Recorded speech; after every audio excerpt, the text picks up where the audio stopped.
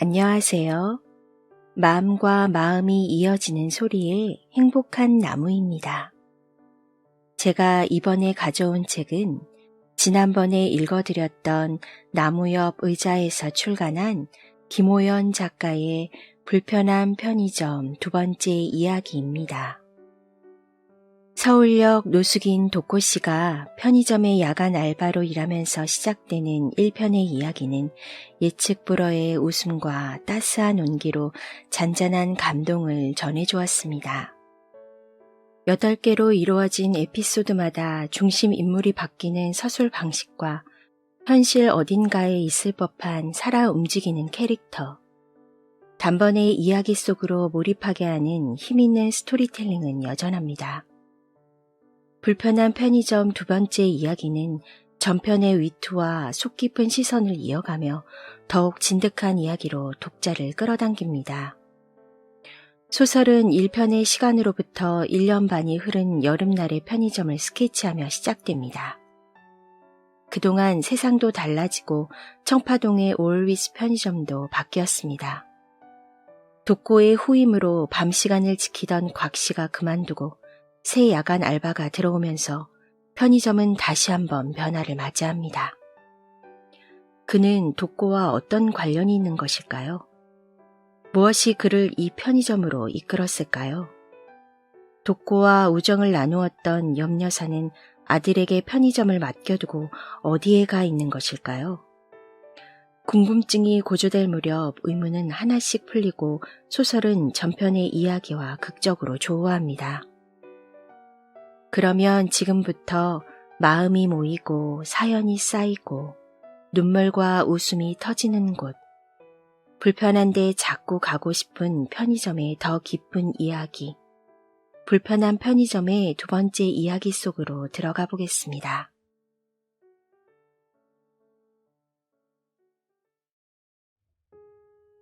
불편한 편의점 두 번째 이야기.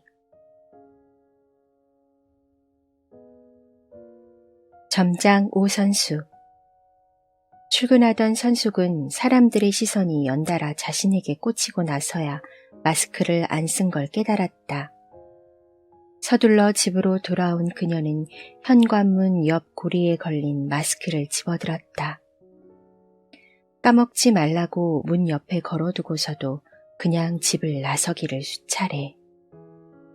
이놈의 마스크는 써도 적응이 안 됐다. 코로나 시대에 역시 도무지 적응할 수 없었다. 인간은 적응의 동물이라고 하던데 이번에는 이 종족도 어쩔 수 없는지 백신도 영 신통치 않아 보였고 치료제도 지지부진이었다.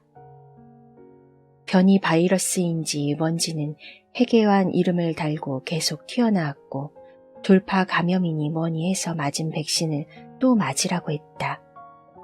그것도 이번에는 다른 상표의 백신을 맞아야 할지 모른다는데 부작용도 있다고 하고 노인들에겐 위험하다고도 하는 등 불안하기 짝이 없었다. 바이러스가 요동치는 세상에서 선숙 같은 소시민은 흐름을 따라가지 못한 채 어찌해야 할지 갈피를 잡을 수 없었다. 집에서 편의점까지 500m 남짓 거리를 걷는데도 숨이 가빴다. 한여름 열기에 마스크로 호흡까지 힘들어지니 살집이 있는 선숙으로선 밖에 나오는 일 자체가 불편했다. 선숙은 마스크를 쓰지 않고도 산책을 할 수 있는 예삐와 까미가 부러울 지경이었다. 그나저나 오늘은 밤까지 일해야 해서 녀석들 산책이나 시킬 수 있을는지 걱정이 들었다.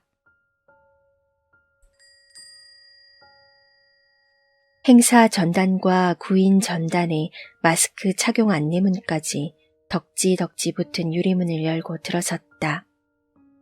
매장 안은 시원했다. 자신의 직장 올위스 편의점에 도착하고 나서야 그녀는 크게 숨을 내쉴 수 있었다.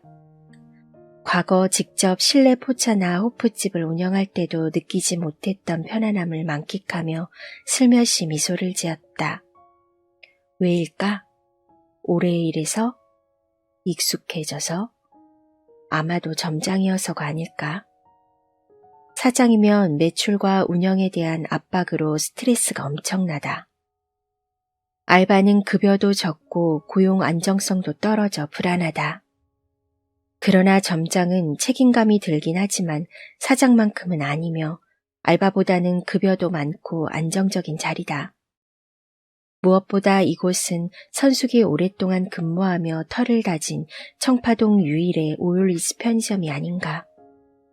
지금은 동네마다 같은 프랜차이즈 편의점끼리 경쟁하는 구도지만 이 프랜차이즈는 오히려 매장이 줄고 있는 형국이었고 올해 초 숙대 정문 앞 매장이 없어지고 나서는 청파동 유일의 오율리스 편의점이 되고 말았다. 그래서 편의점 살림살이가 나아졌냐고? 택도 없는 소리다. 본사가 힘을 잃고 있는데 이곳이라고 나을 리 없지 않은가. 잘 나가는 프랜차이즈 편의점들은 더 많은 행사 상품과 저렴한 자사 상품들을 쏟아내는 반면 여기는 맥주 할인 품목도 줄어들어 얼마 전엔 4캔 만원 맥주 단골 손님마저 잃어야 했다. 매일 퇴근길에 들러 맥주 4캔의 안주거리를 사가던 그는 유통기한이 간당간당한 샌드위치나 버거 같은 신선식품을 해치워주는 기특한 고객이기도 했다. 그런 그가 언젠가부터 밀가루 회사 상표 맥주와 구두약 회사 상표 맥주를 찾더니 급기야 골뱅이 회사 상표의 맥주까지 묻는 게 아닌가. 그런 게 있는 줄도 몰랐고 있어도 드릴 여유가 없는 선숙으로선 머쓱한 표정으로 고개를 저을 뿐이었다. 결국 그는 아쉽네요 라고 한마디 던진 뒤 매장을 나섰고 이후로 다시 볼 수 없었다. 선숙은 그 특이한 상표의 맥주를 발주해야 하나 고민에 빠졌고 아들에게 이에 대해 물어야 했다. 색다르잖아. SNS에 올리기도 좋고 맛도 괜찮더라고. 너도 먹어봤어? 엄마, 난 소주 파잖아. 근데 그런 거 초반에만 반짝하는 거야. 너무 걱정 마요. 아들의 말이 위안이 됐다. 비록 맥주 마니아 사내를 만족시키진 못했지만 세상에 만족스러운 게 어디 있겠으며 다 모자라고 부족한 대로 살며 버티는 것 아니겠는가. 게다가 원래 우리 편의점은 불편하기로 소문난 곳인데 어쩌란 말이냐. 일종의 될 대로 되어라 정신. 걱정하기보다는 그저 하루하루 오는 손님들에게나 최선을 다하자고 선숙은 마음을 먹었다. 그래서일까? 그녀는 이 공간이 좋았다. 부족하고 모자란 꼴이 자신의 인생과 닮아서였다. 경영난에 허덕이며 근근히 운영되는 게 적자 인생으로도 어떻게든 살아가는 소심인 오선숙 같게만 느껴졌다. 시제 점검을 마치고 본격적인 업무를 시작하려는 찰나 근무 조끼를 벗은 반팔 셔츠 차림으로 곽 선생이 다가왔다. 마스크 위로 보이는 피로감에 젖은 눈빛에는 민망함이 겹쳐 있었다. 평소 표정 변화가 없는 곽 선생답지 않은 모습이 선숙을 긴장하게 만들었다. 점장님, 잠깐 이야기 나눌 수 있을까요? 평소 말을 걸어도 단답으로 일관해 마스크로 입을 봉한 건지 의심이 가던 이 사내가 하자는 이야기라면 안 듣고도 뻔하다. 그녀는 불길한 느낌을 애써 지우며 곽 선생을 빤히 바라보았다. 예, 말씀해 보세요. 죄송하지만 제가 일주일 뒤, 그러니까 다음 주 목요일까지만 일하고 그만두어야 할 것 같습니다. 역시다. 올 것이 온 것이다. 그가 며칠 전 하루 휴무를 부탁할 때부터 뭔가 일이 있을 듯했다. 곽 선생님, 새로운 일자리는 구해놓으신 건가요? 진심으로 걱정이 되어 물었다. 곽 선생은 지난 1년하고 수개월간 편의점의 밤을 지켜줬지만 나이로 보나 능력으로 보나 다른 일을 수월하게 할 수 있을지 걱정이 되곤 했다. 시제는 종종 틀렸고 다달이 바뀌는 행사 내용도 헛갈렸으며 포스기의 부가기능 사용법도 여전히 서툴렀다. 유일하게 잘하는 거라면 좀도둑을 잡는 것이었는데 야간에 물건을 슬쩍 하던 손님을 3번이나 잡은 눈썰미는 전직 형사라는 그의 이력에 고개를 끄덕이게 만들었다. 예, 지방에 건물 경비 자리가 생겨서 그리로 가게 되었습니다. 지방 어디요? 광주입니다. 제 고향이에요. 그럼 아름아름으로 구한 자리인가요? 휴무일에 고향 경주사에 참석했습니다. 그날 오랜만에 옛 친구들을 만났는데 그중 하나가 제법 큰 빌딩 건물주더군요. 새로 경비를 구하는데 제가 서울에서 편의점 일한다니까 이참에 내려오라고 합디다. 잠깐 고민 끝에 서울 생활을 정리하기로 마음먹었습니다. 다만 다음 주부터 일해야 해서 촉박하게 말해 죄송합니다. 선숙은 그가 촉박하게 말한 것보다 이렇게 달변인 게 더 서운했다. 무뚝뚝한 남자들.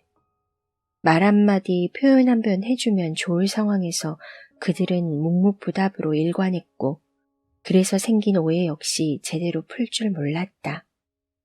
곽 선생 역시 다르지 않았기에 다가가기 힘들었던 게 사실이었다. 그건 저녁 알바인 정군도 마찬가지다. 입대를 기다리며 4개월째 알바 중인 이 청년은 돌부처나 다름이 없다. 물론 말 많고 화도 많은 50대 아줌마 점장이 두 사람에게 편한 상대는 아니었을 것이다. 죄송할 것까지야 있나요? 그나저나 빨리 사람을 구해야 할 텐데 일단 사장에게 말하고 구인 공고도 올려볼게요. 신경 써주셔서 고맙습니다. 곽 선생이 선숙에게 정중하게 고개를 숙여 보인 뒤 유리문을 열고 퇴근했다. 구인, 사람을 구한다는 것. 편의점 점장 제1의 고민이 시작되는 순간이었다. 이미 주말 알바를 찾는 중이었는데 평일 야간 알바까지 구해야 하는 상황에 그녀는 머리가 다 지끈거렸다. 활기차게 시작하려던 하루가 발목을 잡혔다. 오전부터 점심까지 손님들을 받으며 유통기한을 확인하고 부족한 상품을 보충하고 새로 입고된 신선식품을 검수해서 진열했다. 짬을 내 유통기한이 막 지난 샌드위치에 우유로 점심을 때우고 보니 오후 1시. 이쯤이면 깨어났을 것이다. 선숙은 스마트폰을 꺼내 최근 통화를 살펴 영숙 언니 아들이라 적힌 전화번호를 눌렀다. 이름을 강 사장으로 바꿔둔다는 걸 자꾸 미루고 만다. 이 녀석과 관련해서는 손끝 하나 대기 싫어서다. 통화 디귿음이 길어지자 짜증이 일었다. 이윽고 막바지에 맞추기라도 한 듯 전화가 연결되었다. 왜요? 주말 알바 구했어요? 아니, 그것보다 곽 선생이 그만둔다네. 잠시 탄식이 들리는가 싶더니 강 사장이 퉁명스레 물었다. 얼마 달래요? 그 아저씨는 암튼 나한텐 말도 안 하고 참. 응? 그만둔다고 하던데. 에이 이모, 그거 돈 올려달라고 시위하는 거예요. 1년 넘게 일했는데 알바비 인상 안 해줬다고 투덜대는 거라니까. 돈 좀 올려주면 그만둔다는 말 쏙 들어간다고요. 아니야. 고향 광주에 건물 경비일 구했다고 서둘러 달랬어. 아주 시나리오를 써오셨군. 이모도 참 순진하시긴. 내가 곽씨 아저씨랑 통화할게요. 거참. 선숙이 뭐라고 답하기도 전에 강 사장은 전화를 끊었다. 잠이 덜 깬 목소리부터 자신과 곽 선생을 무시하는 내용까지 모두 마음에 안 들었다. 그녀가 오늘 마주한 곽 선생의 태도는 진지했다. 그런데 대체 녀석은 무얼 근거로 곽 선생이 강짜를 부린다고 여기는 걸까? 먼 눈엔 뭐만 보인다더니 참으로 한심하게 그지없었다. 강 사장, 영숙 언니 아들, 아니면 민식이. 30년도 더 된 어느 날 교회에서 영숙 언니의 까불까불한 아들로 만났을 때부터 되바라지긴 했지만 이렇게 날건달이 될 줄은 몰랐다. 문제는 이 녀석이 현재 자신의 상관이자 편의점 운영의 결정권자라는 점이다. 녀석은 편의점 수익에만 관심이 있지 운영에 관해선 티끌만큼도 모르는 데다 아무것도 책임지지 않는다. 발주 넣는 것도 직원 관리도 하기 싫은데 사장이니 밑에 있는 사람에게 그걸 시켜야 했고 그래서 선숙을 점장으로 승진시킨 것이다. 민식은 편의점이란 원래 오토로 돌리는 거라며 알아서 잘 돌아가게 해달라고 했다. 말은 그렇게 하고 형편 운운하며 점장 급여에는 짜게 굴었다. 그리하여 선숙은 알바 때보다 고작 40만 원을 더 받으며 발주부터 직원 관리까지 과중한 업무를 떠맡게 된 것이었다. 거절할 수 없었던 이유는 단 하나, 영숙 언니였다. 자신의 손을 잡고 가게와 민식을 함께 부탁하던 그녀의 눈빛을 기억하기 때문이었다. 오늘은 정군이 휴무를 신청했고 대체 알바가 구해지지 않아 저녁까지 선숙이 꼬박 편의점을 지켜야 했다. 어둠이 찾아오고 퇴근길 손님이 들기 시작하자 피로가 훅 몰려왔기에 그녀는 즐겨 마시지 않는 에너지 드링크를 2개나 비워냈다. 그때 문을 열고 곽 선생이 들어왔다. 선숙은 시계를 살폈다. 평소보다 2시간이나 일렀다. 곽 선생은 정군이 오늘 쉰다고 들었다며 교대를 해드려야 할 것 같아 일찍 나왔다고 말했다. 살짝 감격했던 선숙은 그의 심심함에 콧방귀를 뀌었다. 아니, 이럴 거면 일찍 나오겠다고 미리 말했으면 얼마나 좋아. 사람이 좀 호기도 부리고 농담도 하면 좋을 텐데. 가족들이 참 답답했겠네. 라고 생각하다가 집 나간 자신의 남편이 떠오르자 콧방귀는 이내 한숨으로 바뀌어 버렸다. 젠장. 이럴 때면 골든 레트리버가 그중 나았다는 생각이 들었다. 코로나가 터지고 얼마 안 돼 매장을 떠난 야간 알바 사내. 그 인간은 어디서 잘 살고 있으려나. 잠시 궁금증이 일었지만 지치고 허기진 나머지 생각을 접고 귀가를 준비했다. 참, 강 사장이 퇴직 수락했습니다. 근무 조끼를 벗고 창고에서 나오는 그녀에게 곽 선생이 말했다. 그제야 아침의 기억이 떠올랐다. 선숙은 호기심 가득한 눈빛으로 곽 선생에게 다가갔다. 강 사장이 뭐래요? 시급 올려준다고 가지 말래요? 예. 그래서 시급 5만 원 하면 안 가겠다고 답했죠. 그랬더니 뭐래요? 그동안 즐거웠고 다시 보지 말자고 하더군요. 아휴, 성질머리하고는. 괜찮습니다. 그 친구 레파토리입니다. 벌써 수차례 들었어요. 제가 이 편의점 알바한다고 했을 때도 그렇게 말하며 일하지 말라고 했던 게 기억나네요. 곽 선생이 마스크 안에서 입꼬리를 실룩이는 게 느껴졌다. 그렇다면 야간 알바 구인이 시급하다. 선숙은 에코백을 내려놓고 곽 선생을 나오게 한 뒤 카운터 안으로 진입했다. 안쪽에 자리한 컴퓨터로 알바 사이트에 구인 공고를 올렸고 오일리치 편의점 전용 구인 전단을 출력해 볼펜으로 내용을 채웠다. 마지막으로 전단에 스카치 테이프를 붙인 뒤 곽 선생을 돌아봤다.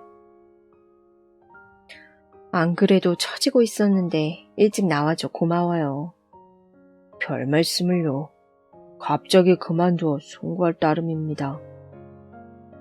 목례를 하는 그에게 그녀 역시 고개를 숙여 답했다.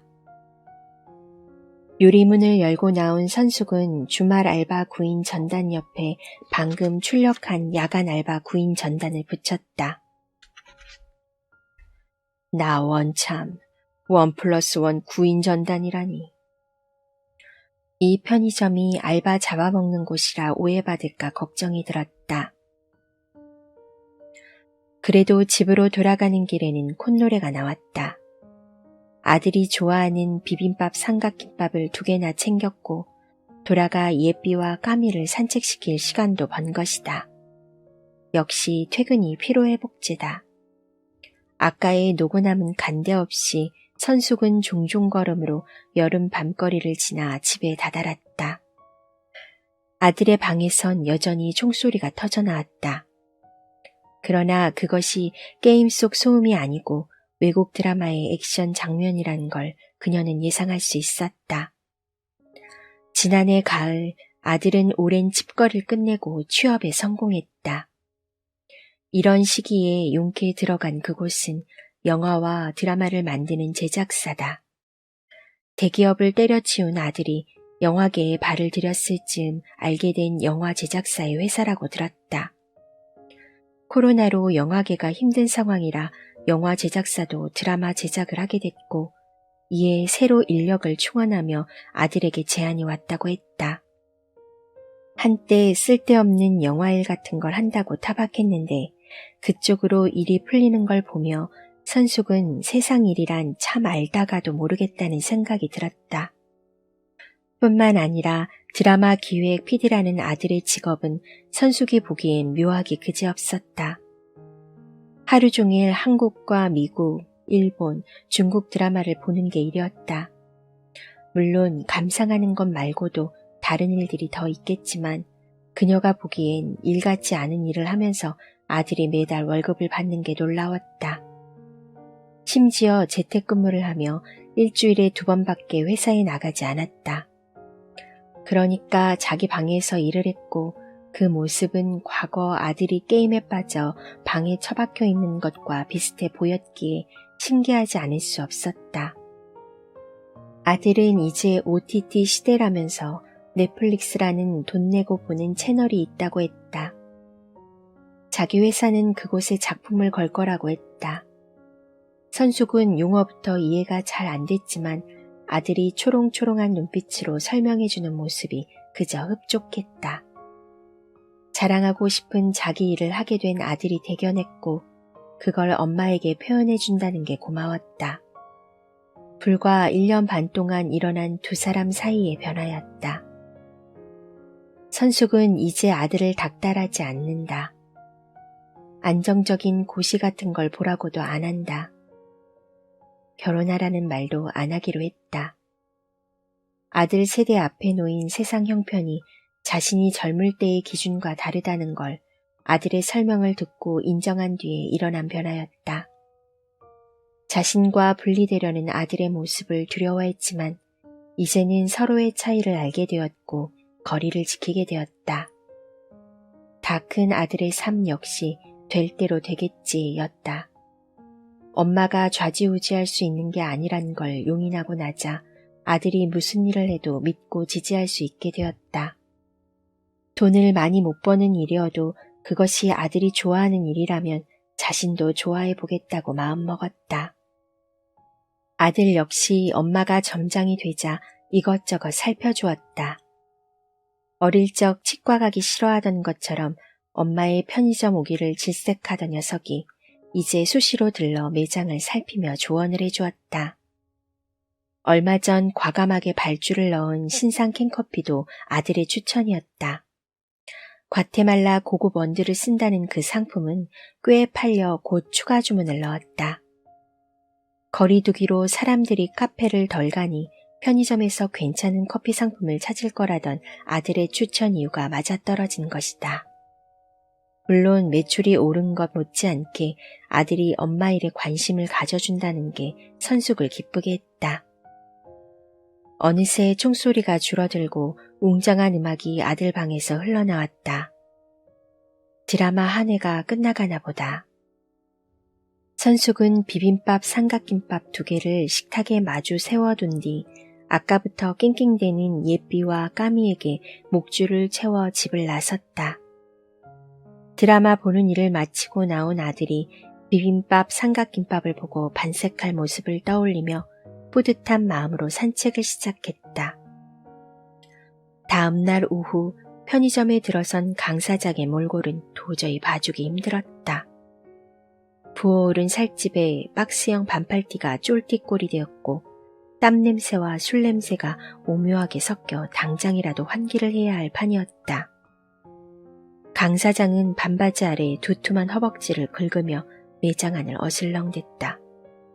마치 이 골목이 자신의 영역이라는 걸 알리기 위해 곳곳에 오줌을 싸는 개처럼 두리번대며 진열대를 살폈다.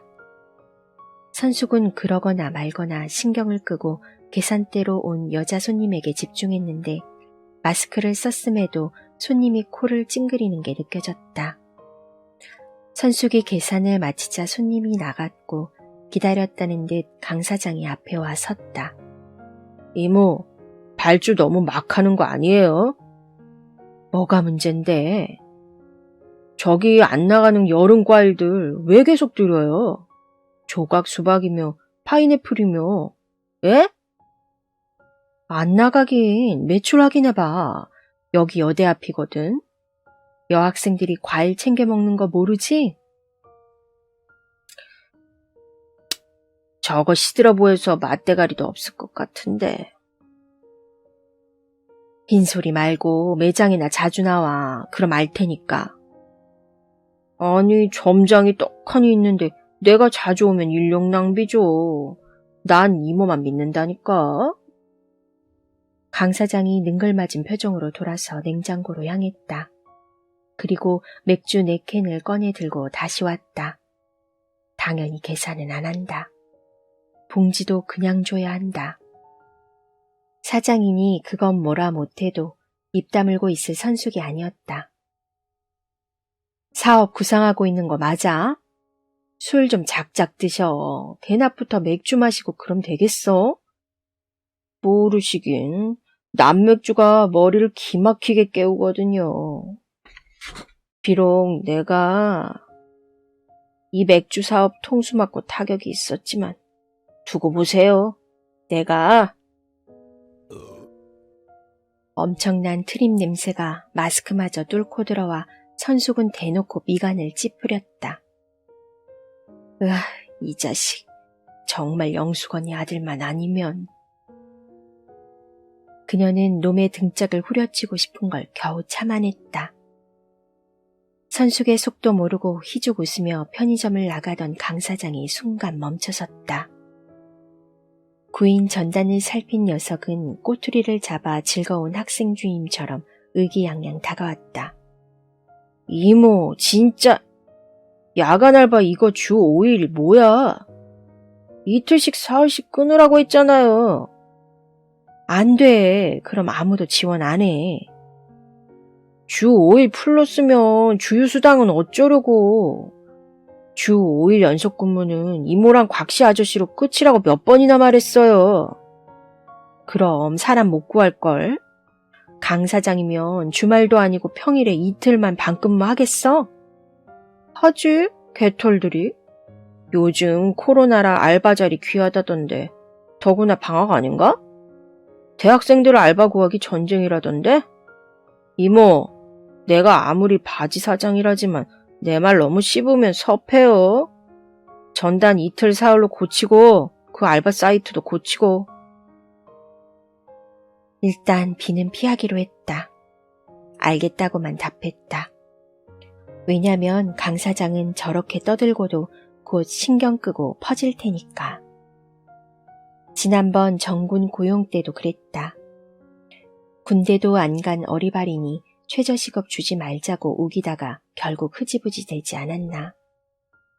선숙은 화를 꾹 참고 강 사장을 따라가 문 앞에서 배웅하며 전단을 떼는 신용만 했다. 이틀 사흘로 올리면 일주일 안에 야간 알바 구하기는 불가능이다. 당장 다음 주에 비는 곽 선생의 자리를 채우려면 이 수밖에 없다. 일단 주 5일로 뽑고 강 사장이 반대하면 사람 못 구했으니 직접 일하라고 선숙도 강짜를 부리기로 했다. 강 사장은 자기가 사회에서 세게 굴렀다고 유세를 떨지만 산전수전 공중전 다 겪은 본인 오선숙도 만만치 않다는 걸 일깨워줄 때가 된 듯했다. 전군과의 근무 교대를 앞둔 4시가 다 되어갈 즈음 계산대 앞으로 한 젊은 여자 손님이 초콜릿을 들고 와 섰다. 계산을 마치고 물건을 받은 손님은 돌아서려다 잠시 머뭇거렸다. 저기요, 혹시... 야간 알바다. 야간 알바 지원자여야 한다. 속으로 되뇌며 선숙이 그녀와 눈을 마주쳤다. 마스크 위로 진한 눈썹에 차분한 눈빛이 고와 보였다. 아니, 요새는 마스크를 써서인지 젊은 사람들 인상이 다 좋아 보였다. 알바하시게? 숙대생이에요? 성격 급한 선숙이 질문을 터뜨렸다. 여자 손님이 다시 멈칫하고는 마스크 안에서 입을 조물거리는 게 느껴졌다. 그게요, 야간에 알바... 맞아요. 야간 알바 구해요. 여기 동네라 안 위험해. 지구대도 가까워. 여자도 충분히 할 수 있다니까. 그게 아니고요. 야간에 알바하시는 분 있잖아요. 환갑 좀 지나 보이시는... 응? 곽 선생은 갑자기 왜? 선숙은 그녀가 알바 지원자가 아니라 김이 샜고 절로 퉁명스러워졌다. 그분은 왜요? 저번에 안 계시던데 어디 아프시거나 그래서 그만둔 건가요? 아니, 휴무낸 건데. 어제는 근무하셨지. 그런데 왜요? 곽 선생이랑 아는 사이인가? 여자 손님이 수줍어서 그러는 건지 수긍을 한다는 건지 고개를 살짝 움직였다. 선숙은 답답해 참을 수가 없었지만 그녀의 조심스러운 태도에 순간 머릿속이 번쩍했다. 혹시 곽 선생 딸이에요? 그러자 토끼처럼 눈이 커진 그녀가 선숙 앞으로 몸을 들이밀며 물었다. 어떻게 하셨어요? 저 아빠랑 닮은 구석이 없는데. 곽 선생이 딸 하나 아들 하나 있다고 했어요.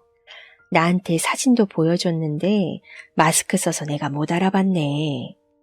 근데 자세히 보니 일자 눈썹이 비슷해. 그치? 닮은 데 있네요. 곽 선생의 딸이 이 말을 한번 쓸고는 선숙의 눈치를 살피는 게 느껴졌다. 그때 딸랑 소리와 함께 정군이 들어왔다.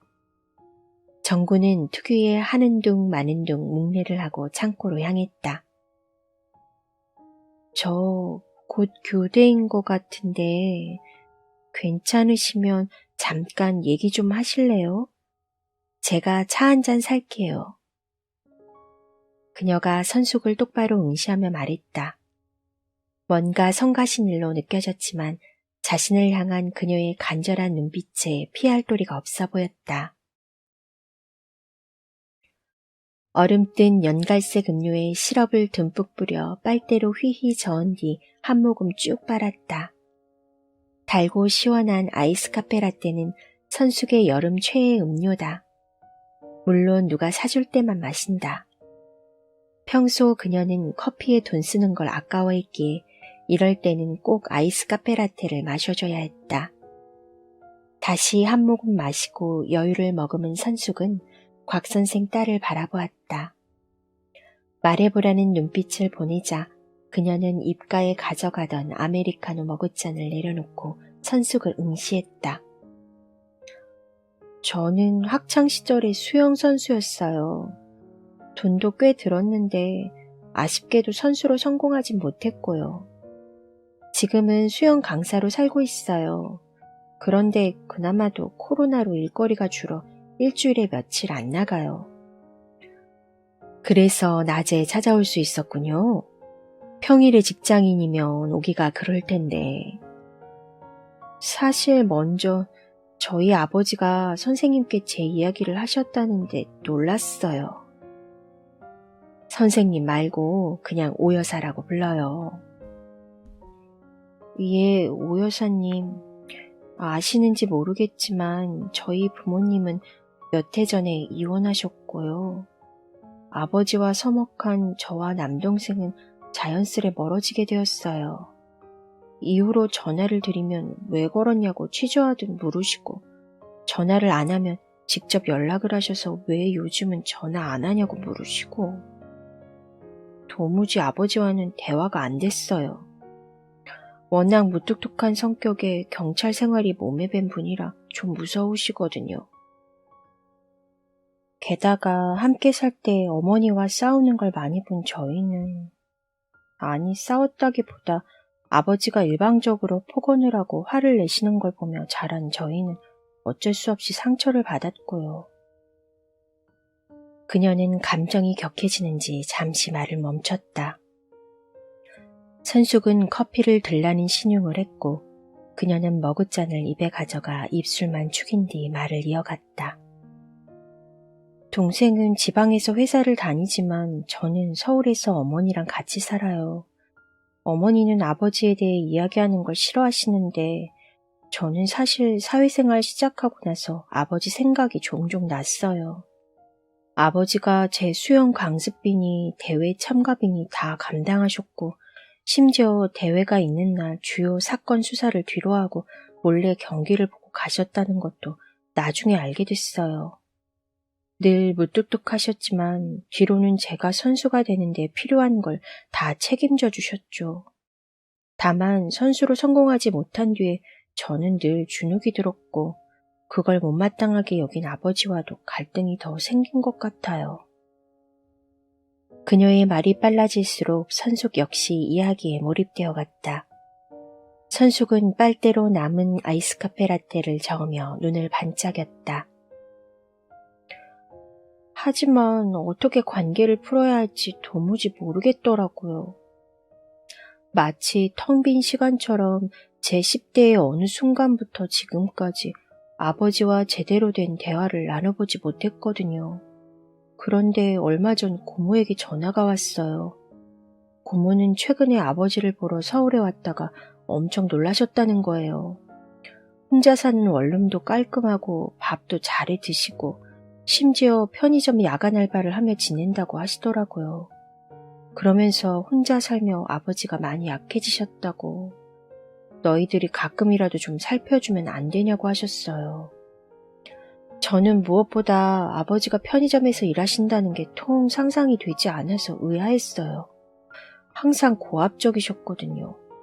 식당에 가서도 사소한 문제에도 호통을 치셨어요. 흔히 말하는 갑질 같은 행동 말이에요. 그런 분이 편의점 알바를 하신다는 게 정말이지 상상이 안 됐어요. 가만 제가 사연을 너무 마구잡이로 드러나서 죄송해요. 저는 다만 제가 어떻게 해야 할지 몰라서 며칠 전 밤에 이 편의점을 찾아와 봤는데 그게요. 그녀의 표정이 갑자기 붉게 상기되었다. 힘들어하는 게 느껴졌고 선숙은 가만히 그녀를 바라보다 살짝 미소를 지어 보였다. 그녀가 고개를 숙이고 물기를 머금은 채 죄송해요 라고 속삭였다. 고개를 들지 못하는 그녀에게 선숙이 휴지를 건넸다. 두서 없어도 무슨 말인지 알아들을 것 같네요. 나 시간 많아. 괜찮으니까 편히 말해요. 곽 선생이랑 그래도 1년 넘게 일하며 나도 고마운 게 있거든. 따님분 힘들게 용기 내 왔는데 내가 도울 건 도와볼게요. 응? 휴지를 받아든 곽 선생 딸이 서둘러 눈물을 훔치기 시작했다. 선숙은 남은 아이스 카페라떼를 마저 마셨다. 잠시 뒤 진정한 그녀가 뭐라도 더 드시겠냐고 물었다. 선숙은 음료는 됐고 원래 귀가에 간식 먹을 시간이니 쿠키나 조각 케이크라도 먹으면 좋겠다고 답했다. 그녀가 카페 디저트 진열대로 향했고 선숙은 이왕 이렇게 된 거 음식 대접이라도 잘 받고 자기 시간을 내주기로 마음먹었다. 주문을 마치고 돌아온 곽 선생 딸이 한결 침착해진 얼굴로 선숙 앞에 마주 앉았다. 집으로 향하며 선숙은 생각에 생각을 더했다. 곽 선생은 정말 딸을 알아보지 못한 것일까? 아니면 외면한 것일까? 마음 같아서는 바로 전화를 걸어 물어보고 싶었지만 그건 또 예의가 아니고 딸의 부탁과도 맞지 않았다. 지난주 도저히 혼자 올 용기가 안 난 그녀는 친구를 대동하고 야간에 편의점을 찾았고 상품을 골라 조심스레 카운터로 향했다고 했다. 그런데 곽 선생은 딸을 본체 만체하고 계산을 했다는 것이었다. 혹시 마스크를 써 못 알아본 건가 의문도 들었지만 그렇다고 마스크를 벗고 다시 편의점으로 들어가기엔 발걸음이 떨어지지 않았다고 했다. 친구는 아버지가 손님들과 눈을 안 마주치는 것 같다며 그래서 몰라봤을 거라고 했지만 그건 그것대로 서운한 일이었다.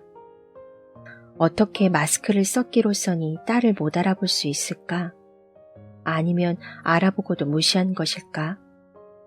어떤 것이든 그녀에겐 실망으로 다가왔고 며칠간 마음이 불편하고 가슴이 저렸다고 했다. 고민 끝에 그녀는 이번 주에 다시 편의점을 찾았으나 곽 선생의 부재를 접하고 걱정이 되었다고 했다. 이러다 아버지가 편의점을 그만두면 다시 만날 수 없는 게 아닐까. 결국 아버지와 독대를 해야 하는데 자꾸 자신감이 떨어진 나머지 무작정 낮에 와봤고 선숙을 보자 무언가 말해줄 수 있는 분 같다는 생각이 들어 대화를 청했다는 것이었다. 평소 같았으면 선숙은 거침없이 생각을 털어놓았겠지만 이번에는 그럴 수가 없었다. 신중해야 했다. 막무가내. 어찌 보면 자신의 지난 삶에서 선숙이 일을 해결하는 방식이었다. 남편과 아들을 대할 때도 그런 면이 없지 않았다. 신중하게 처리해야 하는 일들이 있고 그때는 나가 아니라 관찰자의 시점으로 자신의 사안을 바라봐야 한다고 배웠다. 누구에게? 영숙 언니에게. 아들과 대화에 물꼬를 튼 시점에서 얼마 안 지나 다시 성질이 끓어오르던 찰나 그녀의 주의 깊은 조언으로 아들에게 막무가내 따지는 버릇을 잠재울 수 있었다. 이후 선숙은 영숙 언니에게 고맙다고 밥을 샀고 당시 유행하던 마라탕이란 걸 먹으며 한바탕 수다를 떨었다. 조언 덕에 아들과 관계가 한결 나아졌다는 말에 영숙 언니는 그런데 그게 도대체 자기 문제에는 안 먹히는 게 수수께끼라며 풀이 죽었다.